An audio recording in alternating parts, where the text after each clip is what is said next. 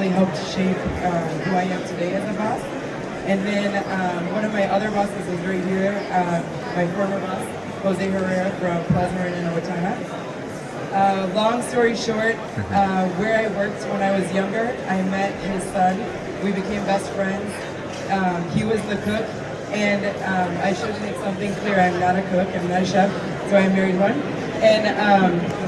And Fabian was his name. He was. We always had a dream of opening up a restaurant together, and he was going to be the cook. I was going to be the front of the house, and we were going to just rock it. And we had all these big dreams. He helped me speak Spanish.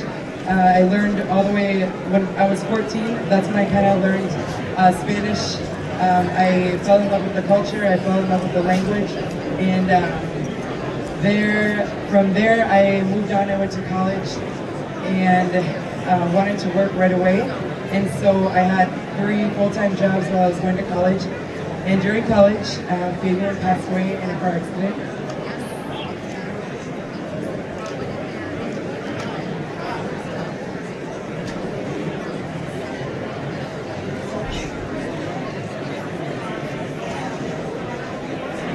Sorry.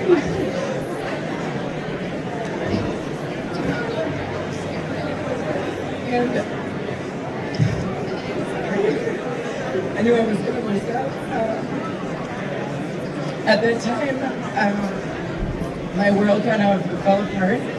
And like I said, I had 3 jobs at the time. And when he passed away, I was working for Matt Burke, which was the former Vikings center of Minnesota Vikings. He had 2 restaurants up here in the cities. And I had 2 different jobs through him, and then I had a sales job that I kind of hated, but it was like my real big girl job. And when Fabian passed away, 1 week after Fabian passed away, Matt Burke got transferred to the Baltimore Ravens, and I lost 2 of my jobs in just an instant. And I was like, okay, what is going on? Like, oh my gosh, could anything else get worse? And then I went into like, at least I had my real girl job. Maybe the restaurants weren't for me. And I went into a sales meeting on a Friday, and they said that our department was going to be shut down because we were basically in competition with Culligan. We were selling water purification systems. Had nothing to do with restaurants. And I seriously thought that was the end. Like, I was no good. I wasn't worth anything. Something was trying to say that I wasn't in where I was supposed to be, and I didn't know what to do. I was 18, 19 years old, and at that time, I just thought maybe I didn't know what to do. You always think that you can't go back to your hometown because that's not the cool thing to do. And I was up here in the cities, but I didn't have anybody. I didn't have a support system up here like I did in Owatonna. And then Jose, which is Fabian's dad, had a Mexican restaurant, and he knew that we worked together. He knew that we wanted to have a restaurant together someday. And I always came back and visited him and Maria. And one day he calls me and says that he needed a host to cover a shift. And I was like, I'm coming down. I have no money. I don't know what I'm doing. I don't know what I'm going to do with my life. So I go down. I host. It was on Thursday, I remember. And then he never let me leave after that. He stayed there. And I moved back. He helped me, and he helped me believe again. He put worth, I guess, back into me. He believed in me way more than I thought I could do. And he's amazing. He's changed my life.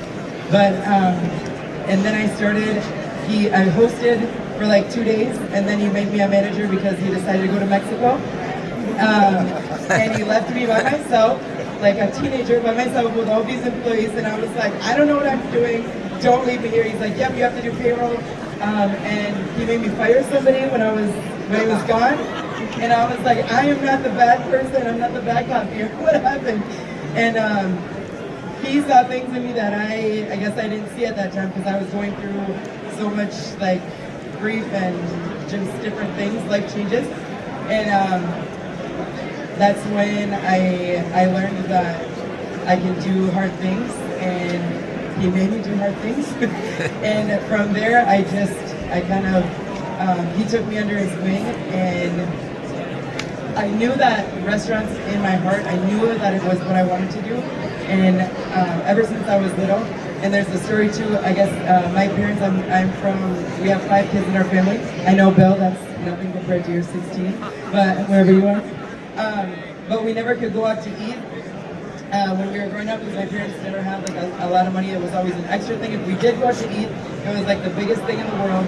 It was so cool. We felt super privileged, and I always thought since I was a little girl that when I grow up, I want to work at a restaurant because I want to eat at the restaurant every single day. I don't know about that now, but no, I'm just kidding. Be careful what you wish for. You get it. That was always one of my reasons why I wanted to have a restaurant, was so that I could make it affordable for any family. I knew what and I knew I wanted to make a place for families to come together, whatever kind of financial spectrum you're on. I wanted to make a place for people to come together and to enjoy themselves and to feel part of a group, I guess. So that's where that was. Okay, Krystal doesn't know what's going on behind her right now. So here in its showcase. Oh, okay. Oh, that is my husband, Daniel. That was another story. So Fabian, I never had a boyfriend during school or anything. I was always focused. I always wanted a restaurant. I always wanted to do my schoolwork, get a career, and then get married. That was, I thought, my dream. And Fabian was always like, well, I will never, he was like a brother to me, and he was always like, I'm gonna find you your husband. You have to make sure that he's approved by me and all of that kind of stuff. Well, after he passed, I also felt like I was never gonna get married. And then at Jose's restaurant where I worked, that's where I met Daniel. He was the chef at the time there, and that's where he married. So I feel like Fabian might have had something to do with that. So that's Daniel Hernandez, my husband. These are some of my front of the staff, or front of the house staff with Pepe Toro. He was here earlier. Pepe's in the middle? Yes, Pepe's in the middle, yeah. Oh, where did you get those pictures? Bill Weber. We were in the kitchen. Pepe came last Wednesday to show us all kinds of fun things with their Contigo line. And I didn't know that picture existed, so there you go. There's that. That's one of our main dishes is the Plaza Fajita. Steak, chicken, and shrimp. Sizzling plate. This is our market, our very full market. This is our grocery store. We thought that when we rebuilt after the fire, we'll get into that later probably. We wanted a deli, like a place where we could make salsas or burritos for people to just come and warm up, get on the go. And that did not happen. It turned into a grocery store. Here we are. So here's our that's more of my staff. Still not all of them, but a lot of them. Yep. The chairs, all of our chairs, booths, and basically all of the decorations come from Mexico. I should add that I probably don't look very Mexican, but I have my heart. Daniel Hernandez, my husband, is from Guanajuato. And like I said, I've always been obsessed with their culture, their language, all that. And so these are some of our friends that make tables and chairs in Jalisco, and they brought them up here for us after the fire. All right. There. I put Krystal on the spot. She didn't know that I had these. No, but she did awesome, didn't she? Let's show her a little love. Yeah, absolutely. Cool. Good job. Great job. Okay, I met Krystal when she was in Owatonna. I was speaking at a conference, and she came up after me and she said, hey, I like your message. You got any resources? And then the very next question was, do you have them in Spanish? Do you have them written in Spanish? I'm like, oh, no. No, but I said, let me send them to you digitally, and you can convert them. And did I do that? We did. Okay. When I met Krystal, she was just this young lady, and now she's this mature business owner, entrepreneur, It's this rock in it in a little town called Medelia. And if you don't know where Medelia is, it's about 20 miles southwest of Mankato. Mankato is like 60 miles southwest of Minneapolis. And for those in northern Minnesota, Minneapolis is about an hour and a half from here. So if Hinckley is the center of your universe, that's where we are today. But I met Krystal back then, and she has impressed me, impressed my family, impressed every company I've represented from leading with her heart. She always leads with her heart. And I want Krystal to share some of her things she did after her birthday all around Medelia. Okay, thanks. Okay, that was, I don't even remember what birthday that was, but we've done it ever since. Okay, we created a tradition for my birthday. I didn't really know, most people go out and celebrate, and I can never do that because we work in restaurants. You know how that is. If it falls on a Monday, Friday, Saturday, it doesn't matter. You get to work. And so we started a tradition where I do random acts of kindness around the town or in Mankato. And I don't even know how you found out about it. Maybe social media? Oh, maybe I took, okay. And we always, I've had many people like in the bad parts of my life, I've had tons of people do little things that have made a difference in how I see the day or react to the day. And so I wanted to do that to other people. And so I just picked my birthday to do that. And so we did little things, like it doesn't have to cost money. You know, you can put notes in library books. You can put, I think we put quarters. Oh yeah, that was another thing. When I was little, I loved the quarter machines. The sticker machines at Pizza Hut, or all of those little quarter machines that my parents hated when I begged for quarters. I put quarters in those. I always do that everywhere I go, so that a kid can come up and find it and not have to ask for their parents' money. And so yeah, that's what we did. We started a tradition there, and then it kind of ripple effect in Medelia. And now people still today tell me that that's what they do for their birthday, is go out and do random acts of kindness. That's fun. It's very fun. It's super fun. Thank you, Krystal. Yeah, and I remember, was it 5-6 years ago, all of a sudden I'm looking at the news, and there's a fire in Medelia. 9 years ago. It seems like 5. Yeah. Okay, but it was actually 9. And unfortunately, one of the tragedies was Krystal's restaurant was under the ground along with the whole block of Main Street. Most of it. And Krystal rallied up the whole community and got them to support, and picked up her business and moved it out to the golf course eventually. Put Daniel in a trailer cooking food. Yeah, and then they rebuilt the restaurant. Talk to us about how the community supported you and how you supported the community. Okay, I'll try not to lose it this time. Yes, it was 9 years ago. It was on the worst winter storm that you can imagine. And we get a call in the middle of the night that Main Street's on fire.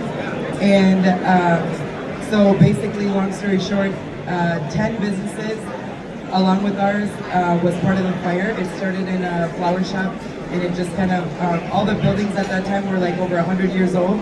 So they just were all connected. It was just one after, it was just like a domino effect. And so I was 8 months pregnant with our first child. Thought I had my whole life figured out finally. And then that happened. So I was, pregnant with Emiliano. And again, our world turned upside down. Sometimes when, if your husband doesn't work with you, you have your husband's income or your wife's income to go off on. We both worked there. At that time, oh gosh, I don't remember how many employees. Probably 10 to 15 employees. I don't remember them, but I had 10 to 15 people that were also relying on me to pay their rent and make sure their kids had clothes on their back. And so I didn't know what else to do. And so we just figured it out like we always do. And our community is very different than most small towns, but our community works so well together. They collaborate. Nobody competes against each other. It is the coolest thing ever. Ever since we moved to Medelia, I didn't even go into that, but we are in Medelia from Montana. We forgot that part. But the town, since the second I came there, I'm not from there, and usually in small towns you have to be from there. And in this town, they just welcomed us with open arms. And when this happened, there were so many people affected. They all started, I don't even know how it happened. This whole community just rallied behind us. We probably have like 82,000 baby blankets homemade by every single person that can sew in Medelia for Emiliano. It was just crazy, the support that we got. I had no idea what to do at that point. We considered everything. I considered going back to Jose and working for him because I was like, I'm done with this craziness of owning my own restaurant. Everything that you could possibly think of, we thought of. But the town basically didn't let us do anything else besides figure out a way to stay. Yeah, or leave. And I saw my 10, 15 people that I was in charge of, and I knew I had to do something. I didn't want them to break up. I didn't want them to go to other places. But I knew that tomorrow we're not going to have a restaurant, we're not going to have income. And even if they all go and go somewhere else, even if I rebuild, I'm not going to be able to reopen without them because I need all of them to run the restaurant. Daniel and I can't do the restaurant by ourselves. We need our team, and we have the best team, so I needed to figure out a way. So we went to the golf course. The golf course was not ready for a restaurant at that time. We had to basically, what do you say? We had to put tile floors in. We had to remodel everything to make it so that we could serve out of there with the Department of Health, which were really awesome with us too. You really want those people on your side. And the Medelia community bought us a 28-foot food trailer, and it was very cool. But I had Daniel cooking in negative 30-degree weather and 130-degree weather, and he just had to deal with it. And we bought a 10 by 10 walk-in portable cooler. I didn't even know those were so many things I didn't know existed. We learned, and we cooked out of that for a year while we rebuilt the restaurant. So,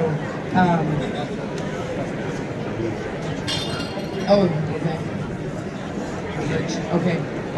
With the chamber and the city, they seriously worked so hard. I don't even know, I'm telling you, like when that happened, everything was such a blur. I was trying to figure out how I was gonna have this baby. I was like, yeah, sorry kid, you can't come now right now because we have some things to do, yeah. And everybody just helped each other out. The chamber, the city, all of the businesses worked together. We were having meetings like, I don't even know how many times a day, just the fire people affected. And at that time, our grocery store, we were super excited. We were about 30 days out of opening the grocery store, the day of the fire. And so I didn't know what to do. And so all of our businesses got together. We brainstormed all these ideas. We ended up giving our space that was the grocery store to the salon so that she could reopen because there's so much red tape when you have to reopen and do food trucks, and even salons had a whole bunch of red tape that we had to figure out how to deal with. But she could go into that space, and she's still in there today. And so that's where we kind of worked with them to reconstruct everything. So.